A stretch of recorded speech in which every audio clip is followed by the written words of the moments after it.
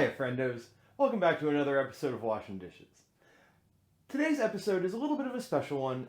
It's releasing on my grandmother's 99th birthday party. I think it's also her 99th birthday. I don't want to get that wrong. But today's her birthday party. So I thought, in honor of her, I would make a meal that she made for my family whenever we went over to dinner at her house when I was growing up. I've got a whole brisket here. I'm only going to use part of it, and we're going to use the rest of it for another project in a couple weeks. But stick around. I'm going to take this apart and clean it up, and then we'll get going. And before I forget, happy birthday, Grandma. Love you. Hope you're having a good day. To the cooking! And by cooking, I actually mean butchery. So this is a whole brisket. I'm going to cut the point section off of the flat section, and we're going to use the flat for a different project. You might guess based on my schedule what that project's going to be, but we'll see. Anyway, I'm going to trim this up. We're really just trying to cut off the gooey fat that's not going to render out when we cook it. We want to leave a fair amount of this fat on, but I'm just going to cut out the big chunks. And as you can see as we go through this, there are some pretty big sections of fat. So once we've got this all trimmed up and separated out, I'm just going to go ahead and set the flat part aside for our other project. I'm going to use the point section for this, and all of that fat is going in a pot, and I'm going to render it out into beef tallow for use at a whim. I'm sure I'll find something to do with it. And then, of course, even within the point section, we do have some other big seams of fat to cut out of there, both out of different parts and off of the surface. So I'm just going to speed through that real quick, and then we will get to the actual cooking and seasoning and parts. Speaking of which, I've been using a slicer for a lot of this breakdown, and also a boning knife. All you need is a sharp knife that you're comfortable with. I have a fair amount of butchery experience, so using a big knife is comfortable for me and does a lot of the work in fewer slices. If you feel more comfortable using a smaller knife, use a smaller knife. You just want something that's sharp and that you can keep good control of. Since this is a braised dish, we're going to put some veggies in the bottom of our pan. Grandma always just did onions and carrots, as far as I recall. So I'm just going to chop up some onions, and then we're going to scatter some baby carrots in there once we get everything situated. And then that's pretty much it. This is a dish that my amateur cook grandmother, who cooked for her family her entire life and did a wonderful job of it, made for her grandkids and her son and daughter-in-law. And this wasn't something that she was looking to slave over the stove for. This is a get it all ready, throw it in the oven, and then spend time with your family kind of dish. So that's what we're making, and it's going. The brisket itself is getting seasoned very lightly with salt and pepper because of some seasoning we're going to add in just a sec. And then, so once it's got the salt and pepper, we're just going to kind of nestle it in on the onions, and then we're going to kind of just scatter those baby carrots around.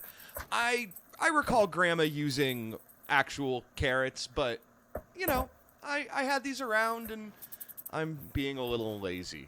It happens. But yeah, so sprinkle, sprinkle, sprinkle, nestle, nestle, nestle, and then we're going to go ahead and coat it generously all over the top with, I kid you not, French onion soup powder. We're just going to scatter it all over the top. It's going to make a nice little, kind of oniony caramelized crust that's going to meld with the steam in the oven when we braise this, and it's going to be just wonderful and delicious. So once we've got that all set up with the onion soup and the seasoning, we're going to go ahead and cover this with foil and pop it into the oven at 300 degrees, and I ended up leaving it for a little under 2.5 hours. You could do it lower and slower. You could do it hotter and kind of just let it rest longer, but I recommend 300 degrees and expect somewhere in the 2 to 3 hour range.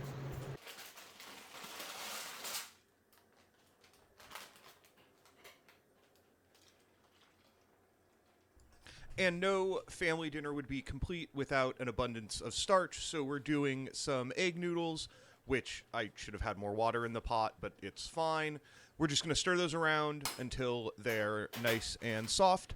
And then we're going to add something called Kasha, which is like a roasted buckwheat berry kind of thing.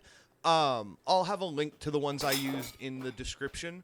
But basically, we're just going to boil the noodles and then toss in, boil the noodles, drain them, toss in the Kasha, and then cover it back up and let that steam with some butter until the Kasha gets not soft. You want it a little bit crunchy, but you also don't want it to be like raw tasting. So we're just gonna throw the butter and the Kasha in, stir that around, cover it, and just let it sit until it's nice and soft. And by now, I think the brisket's ready. I already drained off the excess liquid, so let's go check in on that. Alright, so confession time, I forgot to get footage of me pulling this out of the oven, checking the temp, and pulling the cover off of it. But we pulled the cover and put it back in, uncovered, to caramelize up.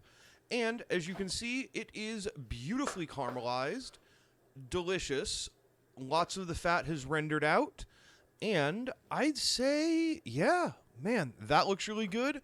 It's not like crazy super juicy like you get from a super low and slow, but it's nice and tender, really pretty. You know, it's like barbecue gets you fall apart, juice all over the place. A braise like this gets you still toothsome, nice and juicy and super delicious. Like I said, you could lower and slower this if you really wanted to, but the option is yours. Anyway, I'd say this is just about ready, so yeah, let's take a look and plate it up. I mean, what kind of food YouTuber would I be if I didn't get at least one beauty shot, right?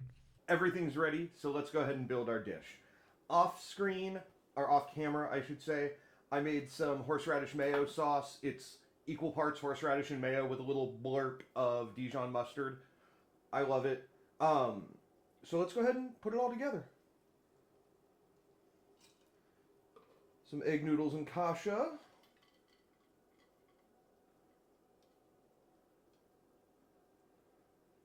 A generous helping of our braised brisket. There we go. Beautiful. And then some veggies, of course.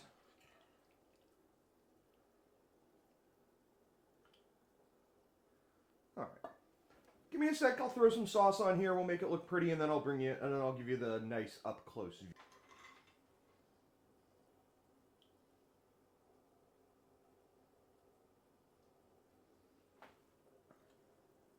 Well, this definitely looks as good as I remember it being from when I was a kid, so let's dive in.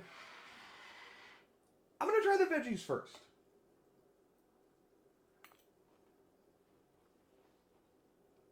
Yeah, carrots are a little soft, but taste great. Nice and rich. Good flavor. All right, let's get into this. I'm just going to use my fingers. Yeah, it pulls right apart.